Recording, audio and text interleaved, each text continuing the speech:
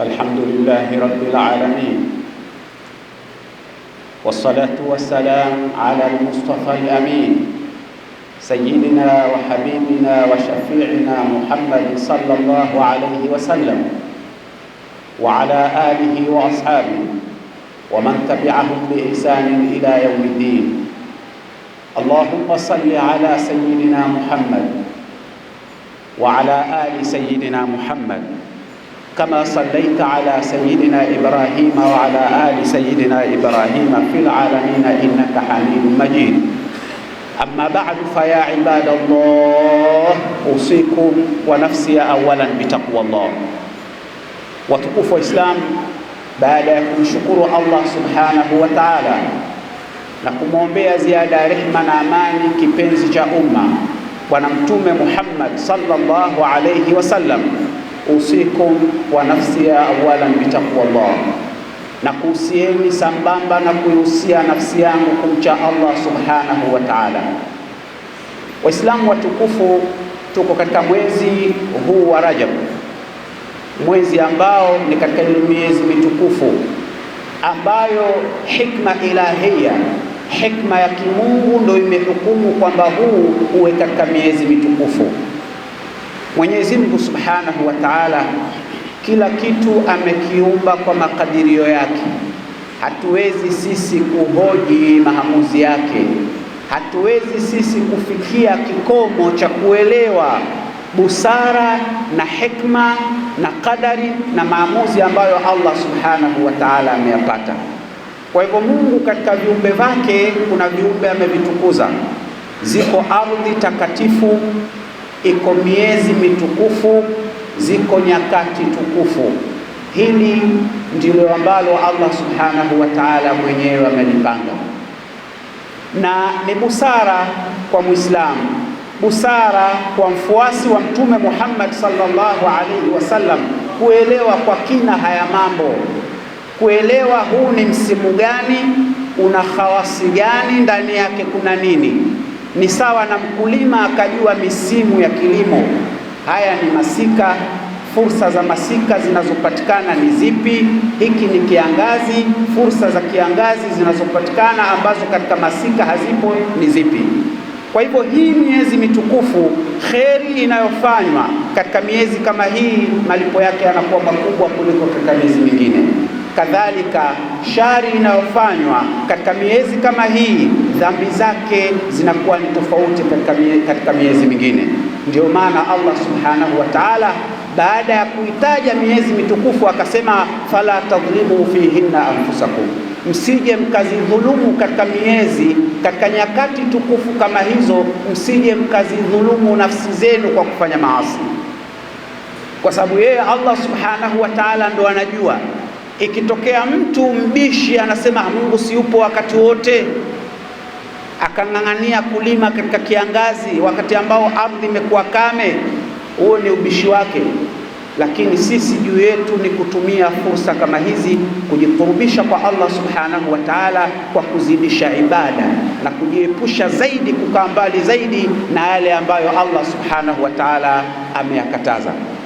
Waislamu watukufu, huu tukufu wa nyakati, wa masiku, wa nyakati, wa miezi, Allah azza wa jalla mwenyewe ndo katutunzia historia hii. Tunaambiwa siku ya Ijumaa kama leo ni tukufu kwa sababu aliumbwa Adam. Tunaambiwa katika usiku Lailatul Qadri ni usiku mtukufu kwa sababu ilishuka ndani yake Qur'an. Katika dunia ya leo zinatokea wiki za kuadhimisha mambo ya kidunia. Hii ni wiki ya kwenda na usalama, hii wiki ya kuadhimisha kitu fulani. Sasa katika vitu ambavyo vimetokea katika hizi nyakati tukufu, hasa katika mwezi huu, ni tukio la Isra na Mi'raj. Katika mwezi kama huu na tarehe kama hizi, Mtume sallallahu alayhi wasallam alipata msafara wa Isra na Mi'raji. Isra ni ile safari ya kutoka Makka mpaka katika Baitul Maqdis, na Mi'raji ni ile safari ya kutoka pale Baitul Maqdis kupaa kwenda angani. Safari hiyo na tukio hilo ambalo sio la kawaida lilitokea katika mwezi kama huu na tarehe kama hizi. Mwenyezi Mungu Subhanahu wa Ta'ala anasimulia tukio hili katika Qur'ani tukufu, subhanalladhi asra bi'abdihi laylan min almasjidil haram ila almasjidil aqsa alladhi barakna hawla linuriyahu min ayatina. Ni tukio kubwa, tukio la ajabu, tukio limewafitinisha watu. Wako watu wamertadi kwa sababu ya kuelezwa tukio hili. Sehemu ya usiku, sio usiku mzima, Mwenyezi Mungu Subhanahu wa Ta'ala amemsafirisha mja wake kutoka Makka kwenda Bait Maqdis. Ni umbali mrefu. Wakati huo sio kwa ndege wala kwa gari, watu wakisafiri na wanyama, mwezi kwenda mwezi kurudi. Leo tunaambiwa ni kipande tu cha usiku mtume amesafiri, lakini hilo linathibitishwa na subhana. Nani alofanya hayo? Tukio kubwa kama hili alolifanya nani? Qur'ani ikaanza kwa kusema subhana, subhana alladhi asra bi'abdihi laylan. Subhana hii tunayoisema baada ya sala ni kumtakasa Mungu. Ni sawa na kusema kwamba mimi namfagilia Mungu, hakuna alokuwa sawa na Mungu. Mungu hana dosari, wengine wote magumashi, lakini sio Mungu. Ndio maana ya subhana.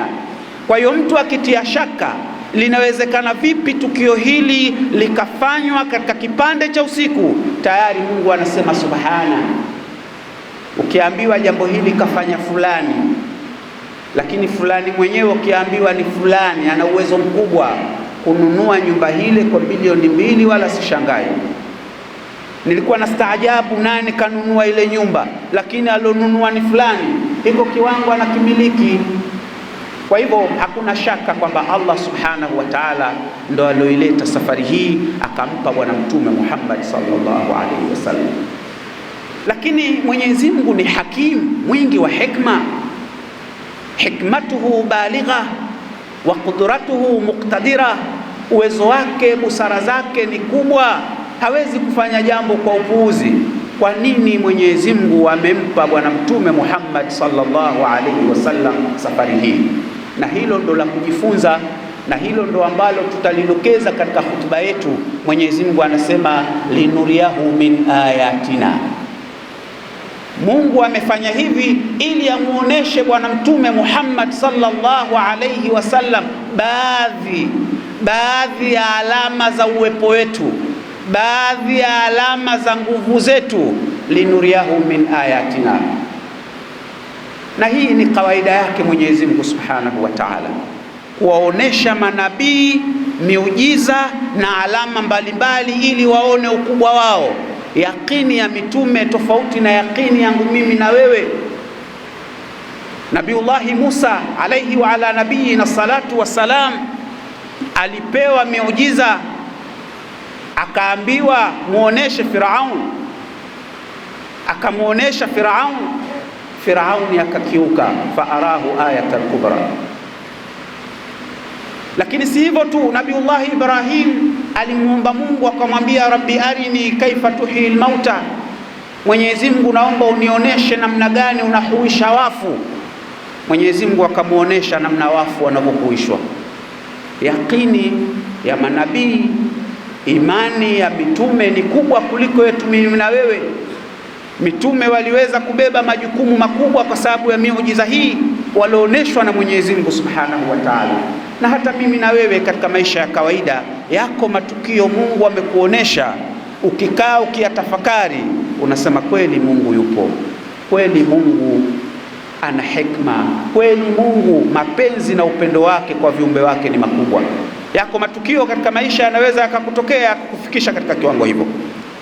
Kwa hivyo bwana mtume Muhammad sallallahu alaihi wasallam aliyaona hayo makubwa katika alama na aya za uwezo wa Mwenyezi Mungu Subhanahu wa Ta'ala. Ni mengi na hutuba yetu ina muda maalumu, hatuwezi kuyaorodhesha yote, lakini katika jumla aliyoyaona mtume, alimuona malaika Jibril katika umbile lake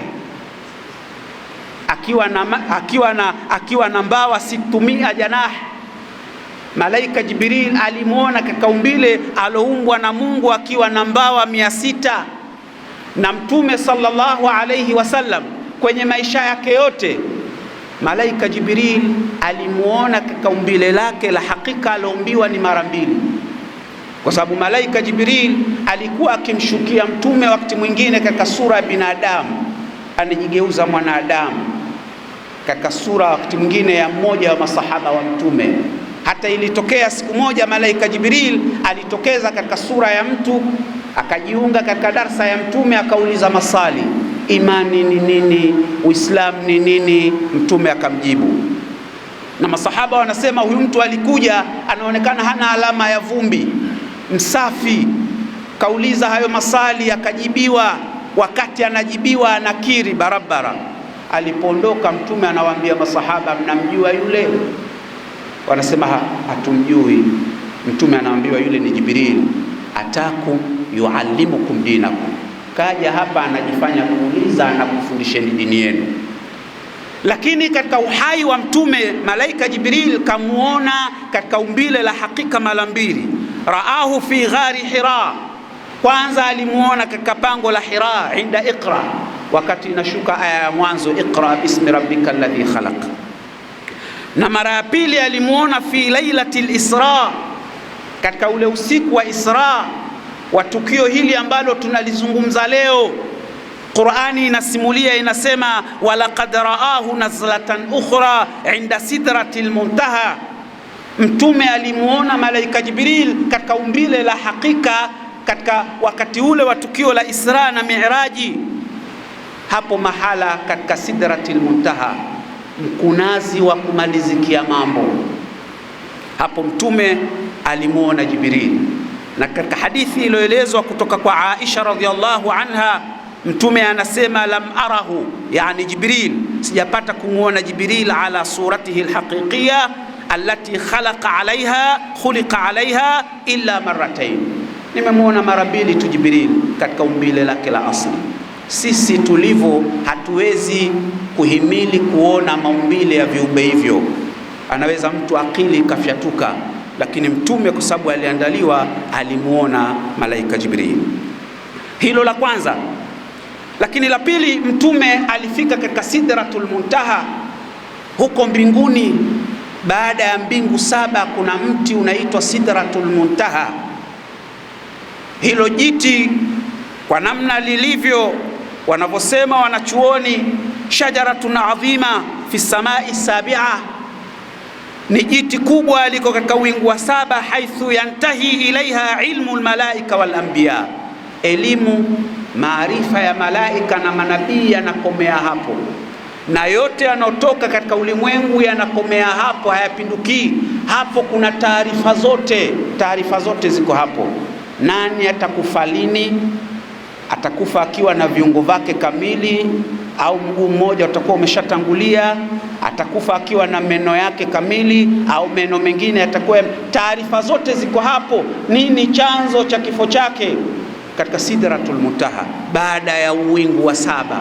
Hapo mambo ya ardhini yanakomea hapo, malaika maarifa yao yanakomea hapo, na yanayotoka mbinguni yanaishia hapo, ambako kote alifika bwana mtume Muhammad sallallahu alayhi wasallam. Allah subhanahu wa ta'ala anatuambia katika Qur'ani, walaqad raahu nazlatan ukhra inda sidratil muntaha indaha jannatul ma'wa. Hapo katika sidratul muntaha chini yake kuna pepo ambayo ndo mafikio ya watu wema. Hapo ndo chimbuko la mito minne iliyokuwa mikubwa. Mto wa kwanza ni Naharu Furat, Naharu Nil, hii ni ya dhahir, lakini ni mengine ni mito ya Kauthar na mito ya Salsabila. Linuriyahu min ayatina, lengo la safari hii ili Mwenyezi Mungu anasema tumuoneshe baadhi ya alama zetu. Sisi kwa udhaifu wetu wa imani, kwa yakini yetu ilivyokuwa ndogo, tunamuomba Allah subhanahu wa ta'ala atuzidishe sisi, an yazdada lana yaqina, tuzidishe yaqini katika nyoyo zetu, yaqini ambayo itatufanya hizi ghururi za dunia zisitudanganye tukaacha kumwelekea Allah subhanahu wa ta'ala. Lakini katika jumla aliyoyaona mtume sallallahu alayhi wasallam, mtume alifika katika Baitu Maamur. Mbinguni kuna msikiti unaitwa Baitu Maamur, sio Baitu Maamur hii ya kwetu hapa, hii imeiga jina la huko. Kuna msikiti unaitwa Baitu Maamur. Huo msikiti uko sawa sawa na ile Kaaba. Mtume sallallahu alayhi wasallam anasema lau kama huo msikiti ungeporomoka, la kharra alaiha, ungeliporomoka pale pale kwenye Kaaba. Na juu ya Baitu Maamur huko ndo kuna arshi Rahman, arshi ya Mwenyezi Mungu Subhanahu wa Ta'ala. Msikiti huo anasema Bwana Mtume sallallahu alayhi wasallam, yusalli fihi kulla yawmin 70,000 malak, kila siku ya Mungu wanasali malaika 70. Wa idha kharaju la yaudu, wakitoka hawarudi, wanakuja wengine. Haya ni katika maajabu aliyoshuhudia Mtume Muhammad sallallahu alayhi wasallam, akatuletea sisi, akatufundisha sisi ili tuelewe hakika ya mambo, ili imani zetu ziwe imara, ili tumuelekee Allah subhanahu wa ta'ala katika ulimwengu huu uliojaa mambo mengi. Tukamwelekea Mungu kwa kumwabudu, tukamwelekea Mungu kwa kufata yale ambayo anayoyataka, tukajiepusha na utashi wa nafsi yake.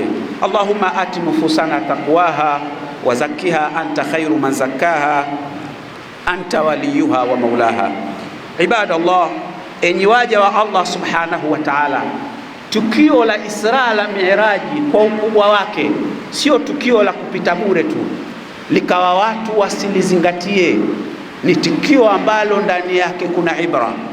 Hayo maeneo yapo katika ulimwengu huu ambayo Mtume sallallahu alayhi wasallam anatufundisha ibada katika maeneo hayo, malipo yake ni makubwa kuliko katika misikiti mingine. Ibadallah, inna ahsana ma talahu ta'alun wa amila bihi al-amilun kalamu man nahnu ilayhi raji'un. Wa qala ta'ala wa huwa asdaqul qailin, fa idha quri'a al-Qur'anu fastami'u lahu wa ansitu la'allakum turhamun. Wa qala ta'ala fa idha qara'ta al-Qur'ana fasta'idh billahi minash shaitanir rajim. A'udhu billahi minash shaitanir rajim. Bismillahir rahmanir rahim.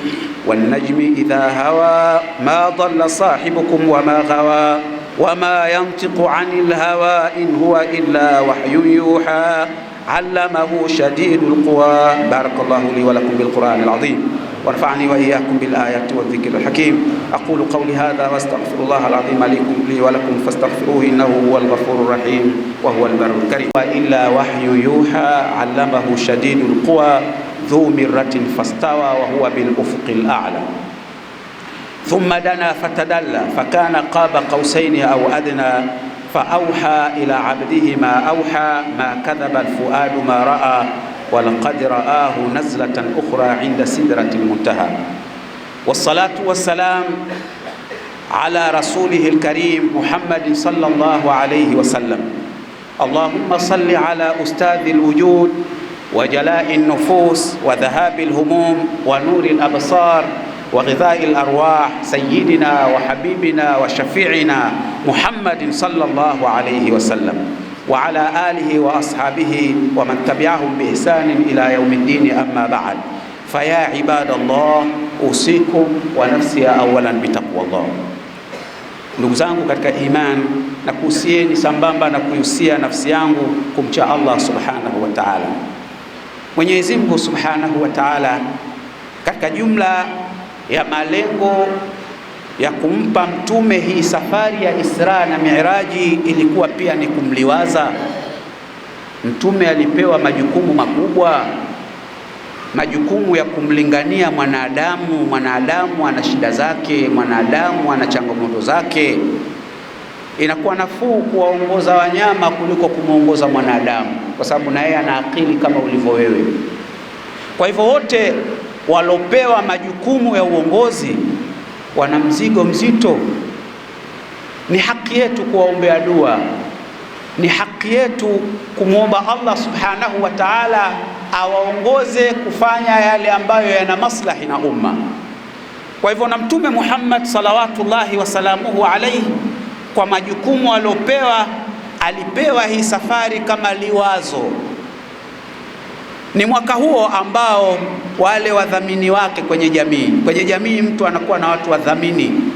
Mwanadamu anapoanza anaanza kwenye sifuri, wako watu wanamshika mkono, wako watu wanamuinua, mpaka naye anafika anakuwa na nguvu.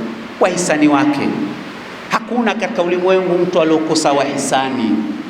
Ndio maana katika ulimwengu chuki haina nafasi, kwa sababu kila mmoja kasaidiwa na huyu, kila mmoja kashikwa na huyu, kila mmoja wakati anazaliwa mkunga alikuwa huyu.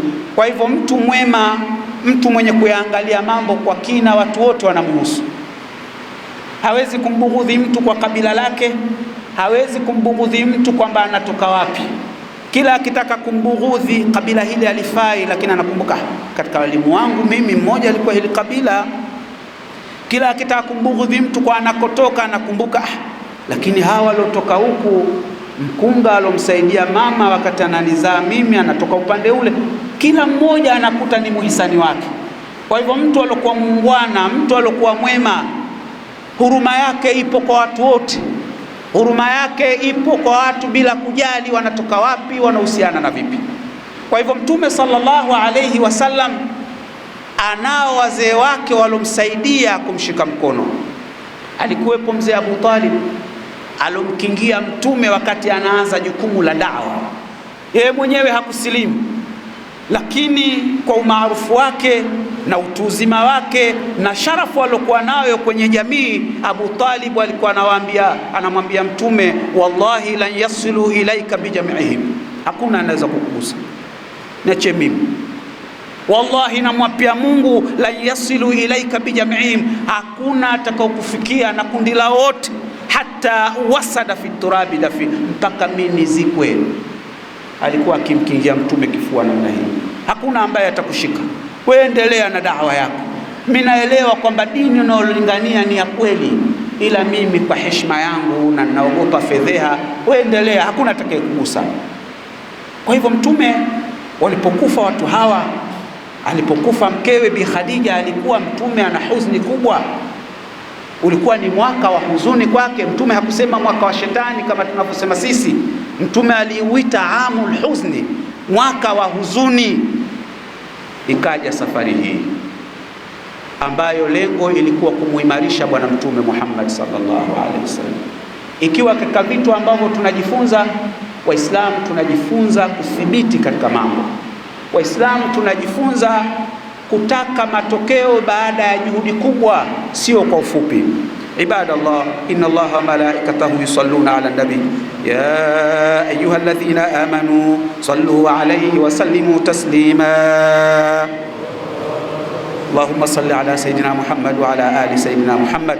اللهم ارض عن الخلفاء الأربعة الكرام حماة الإسلام، الخليفة سيدنا أبي بكر الصديق، وأمير المؤمنين سيدنا عمر بن الخطاب، وأمير المؤمنين سيدنا عثمان بن عفان تالي الكتاب، وفارس المشارق والمغارب سيدنا علي بن أبي طالب رضي الله تعالى عن جميع أصحاب رسول الله صلى الله عليه وسلم.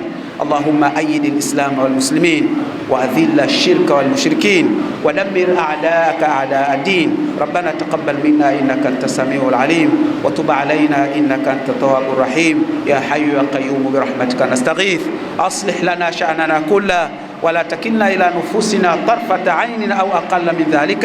اللهم آت نفوسنا تقواها وزكها أنت خير من زكاها، أنت وليها ومولاها. عباد الله، إن الله يأمر بالعدل والإحسان وإيتاء ذي القربى، وينهى عن الفحشاء والمنكر والبغي، يعظكم لعلكم تذكرون. فاذكروا الله العظيم يذكركم، واشكروه على نعمه يزدكم، ولذكر الله أكبر، والله يعلم ما تصنعون، والحمد لله على التمام والكمال.